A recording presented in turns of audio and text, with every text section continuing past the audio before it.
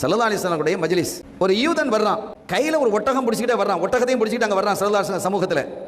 பக்கத்துல இந்த ஒரு கையில ஒரு முஸ்லீம் ஒரு சஹாபியை பிடிச்சிக்கிட்டு கையில பிடிச்சிட்டு வர்றான்.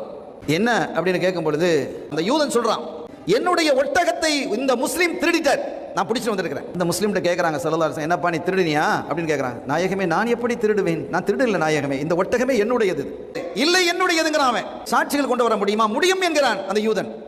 அவன் போனா ஒரு 4 பேரை கூட்டிட்டு வந்துட்டான், சாட்சிகளாக கூட்டிட்டு வந்துட்டான். அந்த 4 பேர் சொன்னாங்க இந்த ஒட்டகம் இவனுடையது தான். ஸல்லல்லாஹு அலைஹி வஸல்லம் சொன்னாங்க, உனக்கு சாட்சி இருக்கான்னு கேட்டாங்க. சாட்சி இல்லை நாயகமே.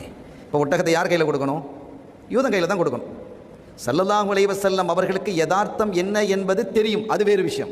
ஆனால் தீர்ப்பு இந்த சமூகம் எப்படி செய்ய வேண்டும் கற்று தர்றாங்க. சாட்சிகளினுடைய அடிப்படையில் 2 பேருக்குமே சாட்சி இல்லைன்னு வைங்க, 2 பேருக்குமே சாட்சி இல்லை. இப்பவும் அந்த ஒட்டகத்தை யார் கையில் தான் கொடுக்கணும்? யூதன் கையில் தான் கொடுக்கணும். ஏன்னா அவன் கையில் தான் பொருள் இருக்கிறது. இப்போ ஒட்டகமும் அந்த யூதன் கையில் இருக்கு, சாட்சியும் 4 பேர் சொல்லிட்டாங்க. இப்போ இந்த முஸ்லீம்களுடைய கையில் சாட்சியும் இல்லை, ஒட்டகமும் இல்லை. இப்போ இந்த ஒட்டகத்தை யாருடைய கையில் கொடுக்கிறது? ஸல்லல்லாஹு அலைஹி வஸல்லம் தீர்மானிப்பாங்க. தீர்மானிக்கிறது மட்டுமில்லை, அடுத்த விஷயம் என்னன்னா, ஒட்டகத்தை திருடினால் என்ன செய்யணும்? கையை வெட்டணுமா இல்லையா? இப்போ முஸ்லீம்களுடைய கையை வெட்டுமாறு ஸல்லல்லாஹு அலைஹி வஸல்லம் உத்தரவு பிறப்பிக்கிறாங்க. இப்போ இந்த முஸ்லீம் அல்லாஹ்வோடு மானசீகமாக தொடர்பு கொள்கிறார். யா ரப்பி, உன் ஹபீப் முஹம்மதுர் ரசூலுல்லாஹி ஸல்லல்லாஹு அலைஹி வஸல்லம் அவர்கள் செய்த தீர்ப்பு சத்தியமான தீர்ப்பு, அதில் எனக்கு முரண்பாடு இல்லை, உடன்பாடு. ஆனால் நான் திருட இல்லை, அந்த ஒட்டகம் என்னுடையது என்பது உனக்கு தெரியுமா இல்லையா? இப்போ என் கை வெட்டப்பட்டதுன்னு வைங்க, நாளைக்கு என்ன பார்த்து என்ன சொல்லுவா மக்கள்? கள்ளம் போகிறான் சொல்லுவானா?